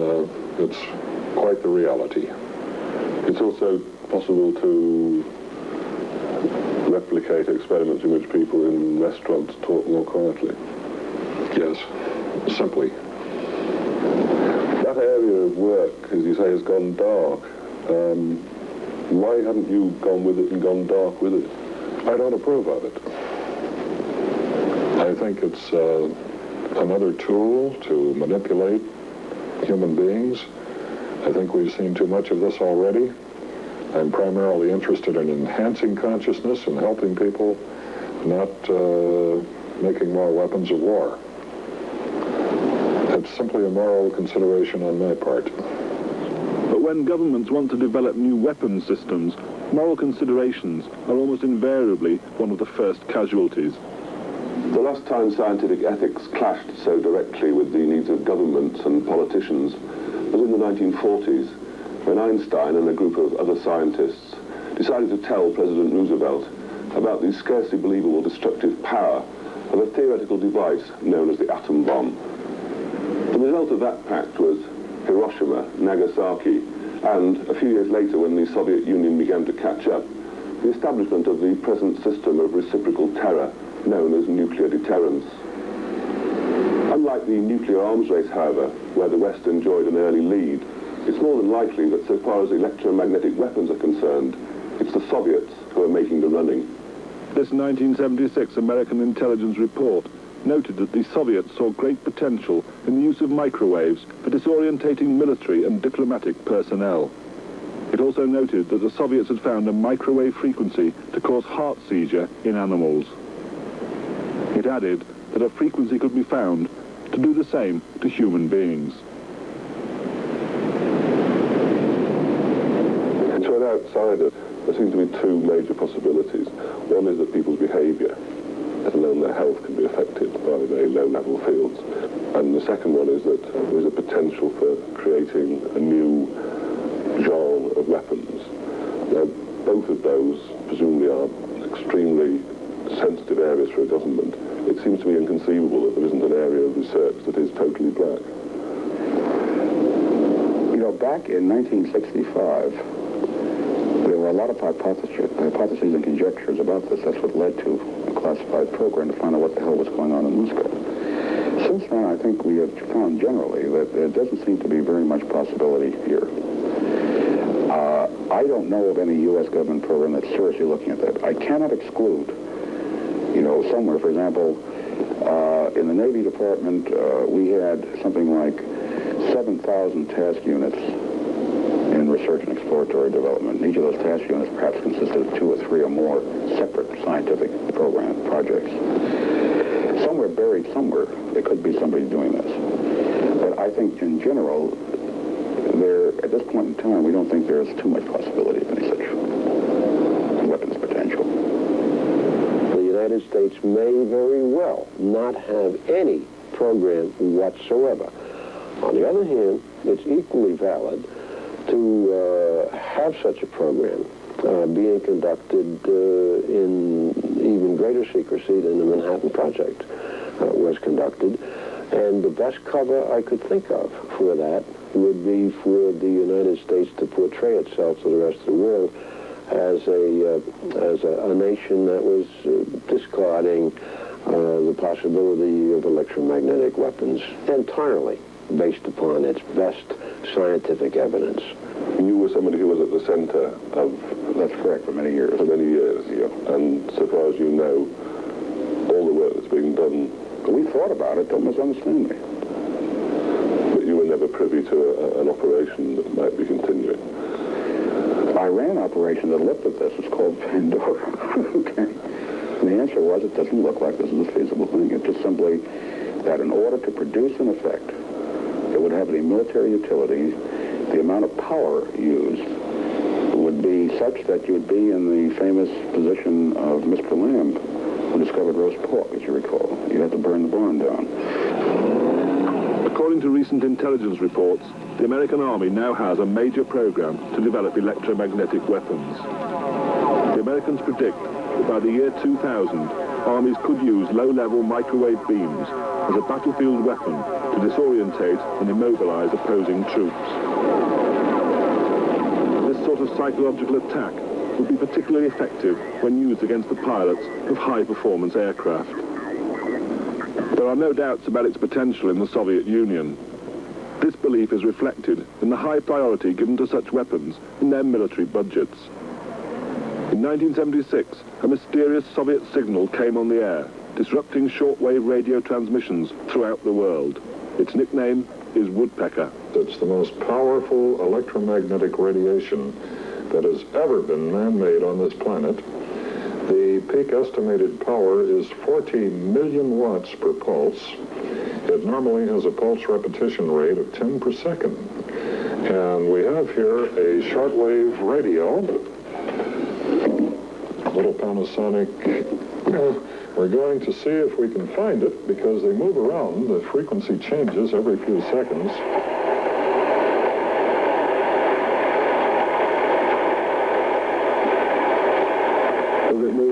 Here we are. And let's make this legal. It's 2 hours, 48 minutes Coordinated Universal Time, which means it's 6:48 California Pacific Time. And we have spotted the woodpecker at about 18.75 megahertz. Now, this signal is so strong that we can either collapse the antenna entirely, remove it, and pick it up on the nothing. It will come into the set without an antenna.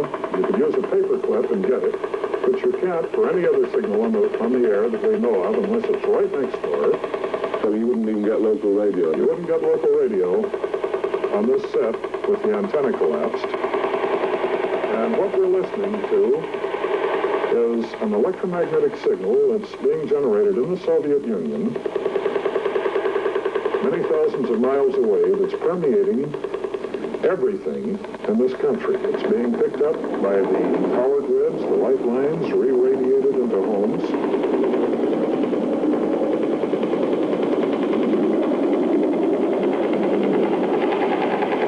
Now, there are a variety of suggestions as to why the Russians are doing this. The first is that this is over-the-horizon radar. It would be a relatively crude over-the-horizon radar that could possibly detect the launch of all of our missiles simultaneously on a first strike against the Soviet Union. But in point of fact, the Soviets have much better detection systems for that. That's the geostationary satellites in orbit and so forth. The second one is that this is a submarine communication system similar to the proposed American Sanguine system. There's two schools of thought on that. One school says it can't be because this is simply a high-frequency carrier which cannot penetrate water. The other school of thought says that the modulation will penetrate the water. I can't answer that one way or the other.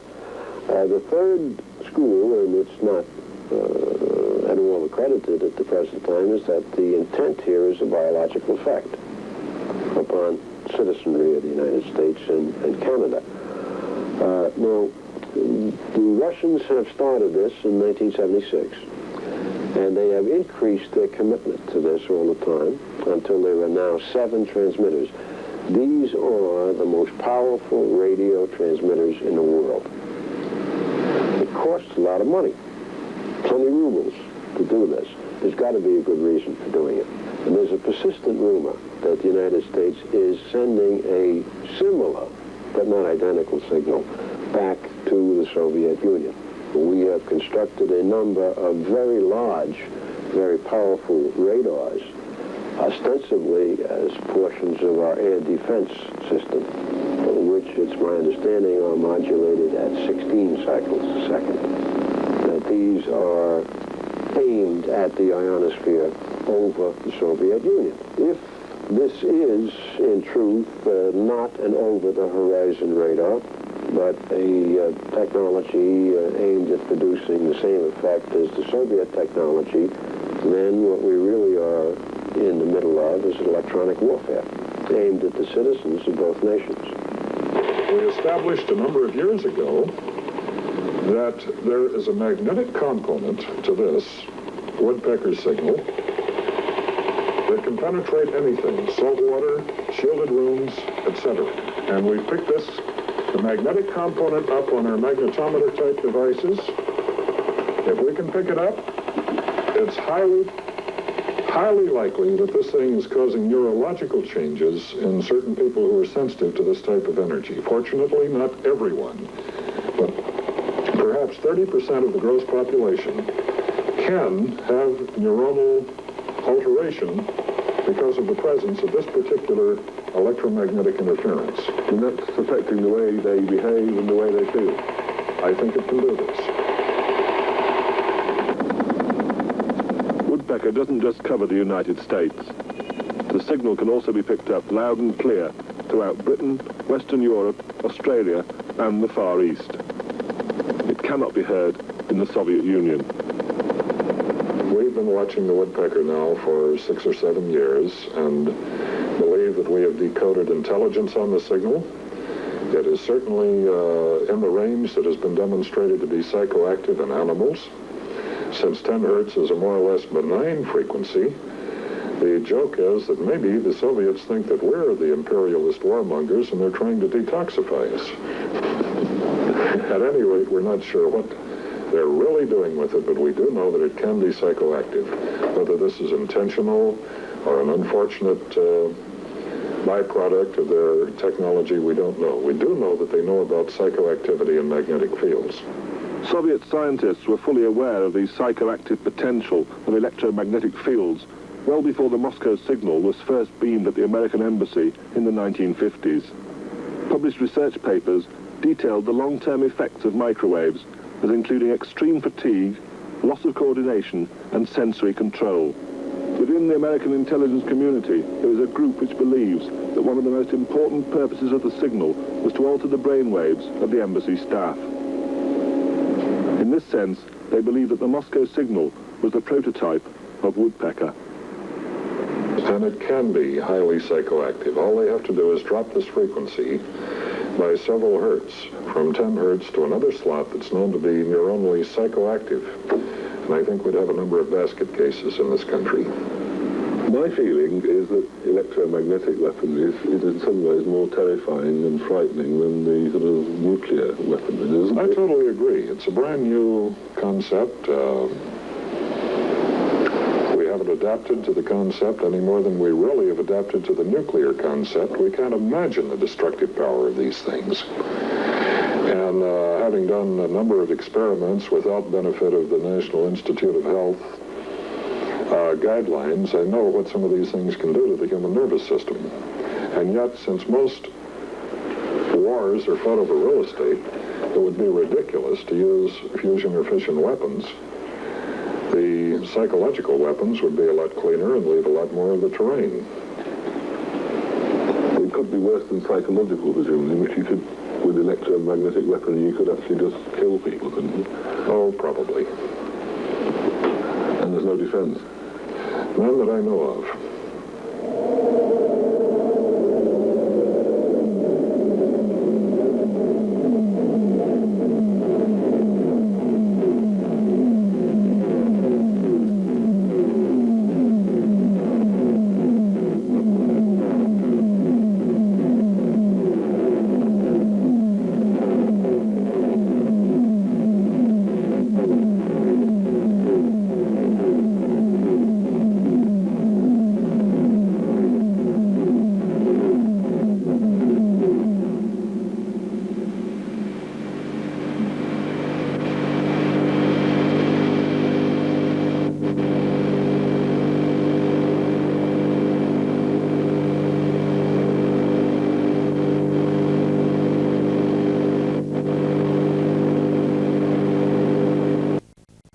time. This is the most difficult effort to say a few things in such a short time, and glad to be with you. Ears into their head to have them do our bidding? Science is finding a way. In a strictly therapeutic context, Dr. Mark George uses magnetic stimulation to treat depression. So if you look at the thumb, It's a powerful demonstration that our minds can come under outside influence. It looks very promising now that we can use this by stimulating over the prefrontal cortex to influence mood both in pathologic states like depression or even in healthy controls. We can subtly cause people to be happier or sadder. The technology was first used to explore how the brain controlled movement. But more and more, doctors are using magnetic brain stimulation to help lift the spirits of depressive patients. Plenty there. But could it be used to plant specific ideas into a person's head? What we're doing is we are either heightening or diminishing regional activity in our brains, and our brains obviously have mechanisms to regulate moods, just as we regulate our heart rate or other things. And what we're beginning to do is to be able to use this to understand those regulatory systems and kind of push them one way or another. We can't really plant an idea or a mood into someone's head. But what about the possibility of reading people's thoughts? Using brain imaging tools, doctors can observe the brain activity associated with specific thoughts or behaviors. It would be possible to not only read the emotional states, but perhaps to induce the emotional states by turning on or off certain regions and then also taking a picture. So although we don't have the ability right now to take a map of the brain and say whether someone's happy or sad or angry, that's not far away, I don't think.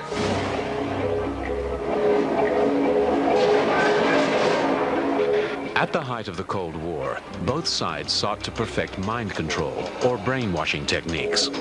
Could magnetic brain therapies and brain mapping be used to control people by tampering with their emotions or memory? Well, it's a powerful new tool that, just like nuclear reactions, can be either used to harness energy or misused for atomic bombs.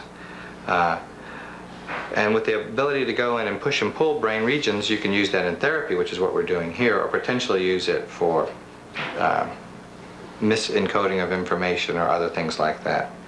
So just like any tool that our society has, it's really up to us as a society to make sure that it's used properly. The ultimate spy, however, is unlikely to be bound by the same code of ethics as scientists. They'll use whatever tools they can. In San Francisco, California, those tools might already be in development. Cheryl Welsh maintains that the U.S. government is testing mind control on unknowing victims.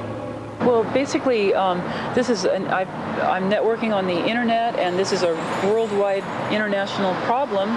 The International Red Cross has a 1990 article which discusses the fact that many major superpowers, many industrialized countries, are researching electromagnetic technology for anti-personnel uses, and the technology is highly classified. Cheryl believes that she and others are the victims of this mind control research. Many of the victims that I network with describe hearing voices and microwave illness, where they have headaches, just generally sleep disturbances, sunburns even though it's at night, just microwave effects. Microwaves and other radio frequencies are known to affect the human body. But could they be responsible for voices in people's heads?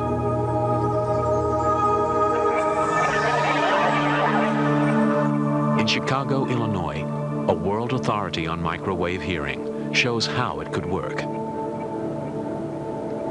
I'm hearing a microwave pulse like a click. Now it sounds like a chirp with a tonal quality to it. Professor James Lynn is hearing sounds that aren't there. But he's not crazy. Pulses of microwave energy are being generated and fired at him from behind. Microwaves can be heard depending on the individual, depending on the hearing acuity of the individual. individuals with a fairly normal hearing can hear microwaves at quite a low level. The energy of the absorbed microwaves causes brain tissue to very slightly heat up and expand, causing a pressure wave to be picked up by the hearing mechanism in the inner ear. Professor Lin is far from hearing voices, but it could be possible to send coded signals to an agent this way. Brain is an electrical organ.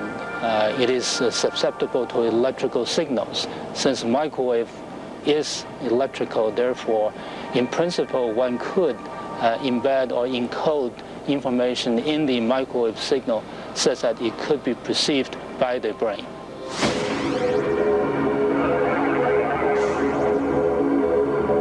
It may be some time before we can control someone's thoughts, but we could influence them, perhaps even send secret instructions at a distance. Instead of breaking into a secure installation, the ultimate spy could control someone on the inside and have their dirty work done for them. But why stop with individuals? If the ultimate goal of the ultimate spy is ultimate power, could whole populations be controlled? The answer is frightening. Before and during World War II, leaders manipulated the public opinion with a potent new info weapon: propaganda. By controlling what people believed, ministries of information on both sides convinced millions to fight for their country and to die for it.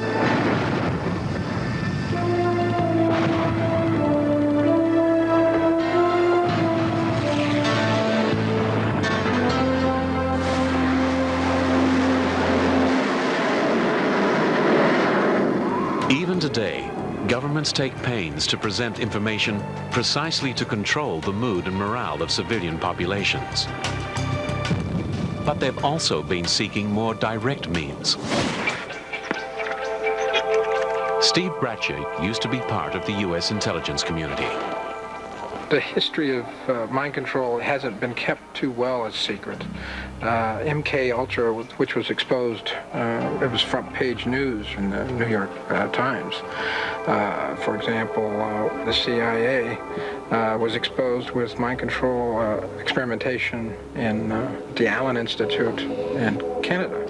The CIA's MK Ultra mind control program focused on electronic means of controlling people, as well as the use of experimental drugs. Steve Bratcher believes these tools are in use today. They would want to do that to manipulate people, to manipulate, for example, politics, behavior, getting their way, so to speak, getting people to think a certain way, act, believe, and it doesn't necessarily have to be a large populace, just a strategic location of populace to manipulate the others, to create the belief. If mind control on a massive scale was to be used, it could make stealing secrets obsolete. Why spy on a population that's already doing your bidding? Could it really happen? How would you know it hasn't? Choose your weapon, secret agent or private eye. Science is making it easier to be a spy. Discover your target's secrets with a lock of hair. Watch them from the air or via the global information network. Steal their secrets from right under their noses. Information gathering is getting more high-tech and more powerful. Someday, you could even reach into the minds of your targets, or of whole populations. But be careful how you go about it. Spies are everywhere. Spies are us.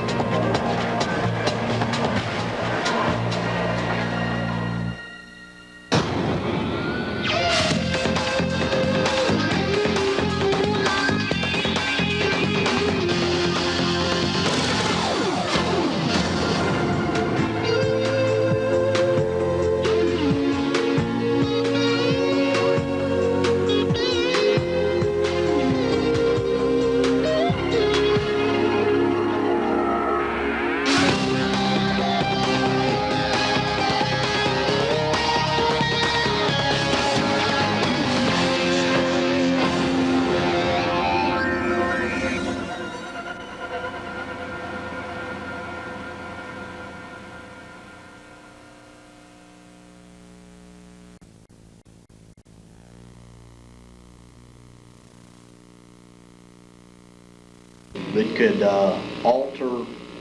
Mentioned the key words, mind control technology.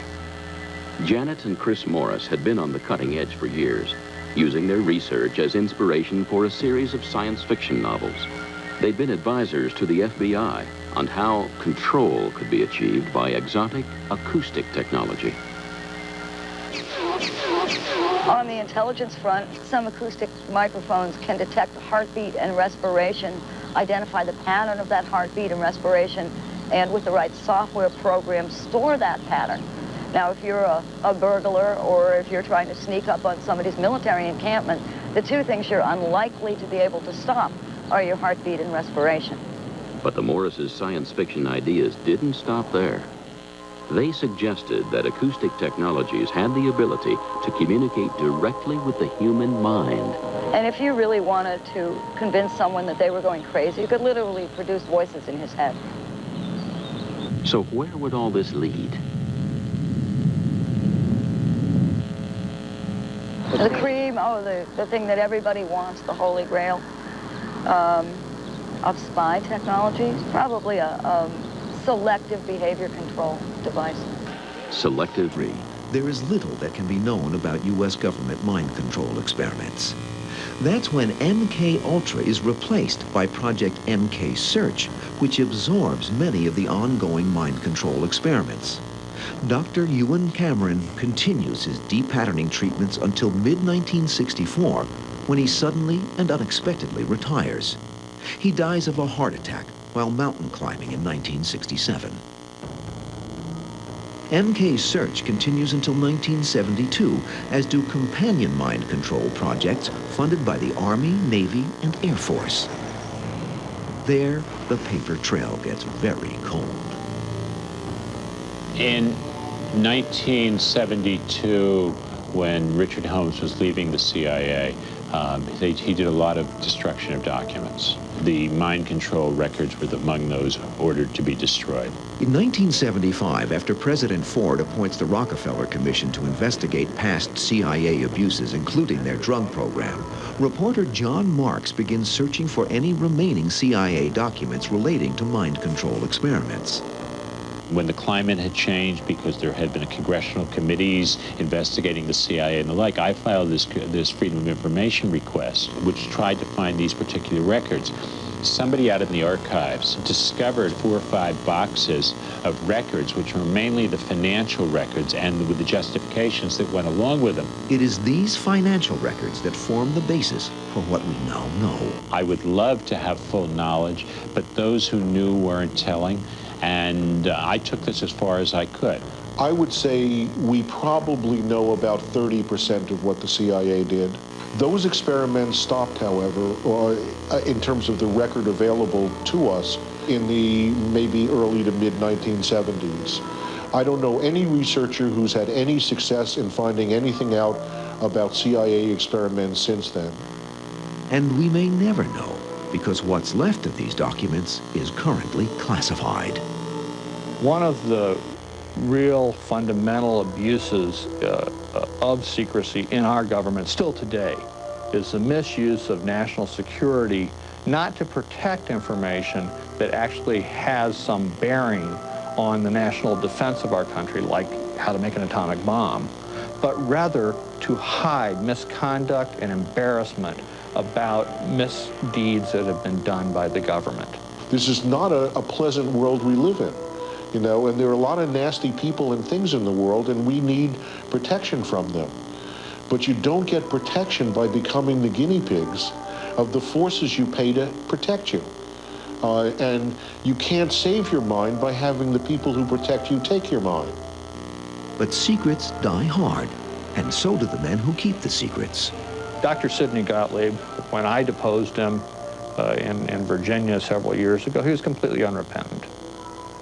And it's chilling to sit across the table from the man who was the architect of so much human suffering and have him say, I was just a patriot. One of the great tragedies is that no professional organization has censured any of its members for their involvement in these proceedings. Nobody has lost a job as a result of it.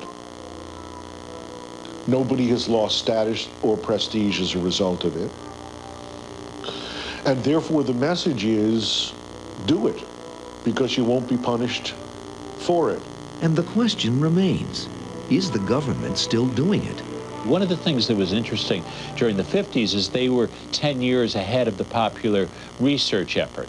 My guess is that they've tried to stay that far ahead. In fact, they would say they've been irresponsible. They're not doing their jobs well if they haven't stayed that far ahead of the curve. We know from articles in U.S. News and World Report and a magazine called Defense Electronics that there's a lot of experimentation and development of non-lethal weapons right up to the present. Non-lethal weapons are various forms of energy and radiation, sound, electromagnetic, and so on. They're beamed at a target's head or other areas of the body to control their behavior, make them sick, disable them in some way without killing them. But is it being tested on the knowing subjects as it was so abusively in the 1950s? What we know for a fact now from a wide range of documentation is that there's been experimentation on unwitting civilians involving biological weapons, radiation experimentation, LSD, and other forms of mind control experimentation. Given all of that, it's basically implausible that there hasn't been some experimentation on unwitting citizens using non-lethal weapons technology. The present speculation has its basis in the facts of the past. What brainwashing and mind control experimentation have taught us in the 20th century is a rather cruel paradox that for every advance we make in mental medicine, we can take a step backward for people who want to use those advances for purposes of control. We're using a standard, we're using a prism to judge this stuff that didn't exist at the time. Now, that doesn't justify everything, and there are gross human rights violations available here, but I think at this point it's a chapter that the United States would be better to close. What we really need now is a really thorough public review of the history of medical and psychiatric contracting for mind control purposes. We need all this out on the table. We need it acknowledged. Otherwise, experts say, history is doomed to repeat itself and bring to pass a prophecy made by Aldous Huxley in his 1932 novel, Brave New World. Brave New World said we're going to voluntarily turn over our minds and our beliefs and our thoughts to people. And Huxley was right. Unless we do something to protect our own individual integrity, or at least our children.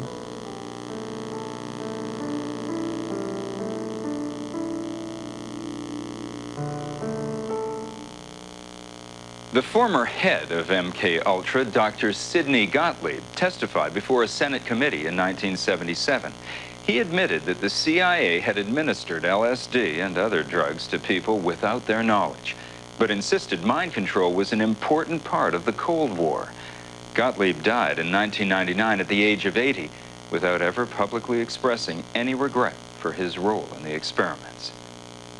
Now, here's what's coming up next. Keeping up on. Well, basically, the two major projects I have now are one, we have a lot of victims who are making medical allegations of problems as a result of being targeted, and we've started a medical study. We have a doctor, a medical doctor, who is looking at the submissions by the victims and is going to write up a report.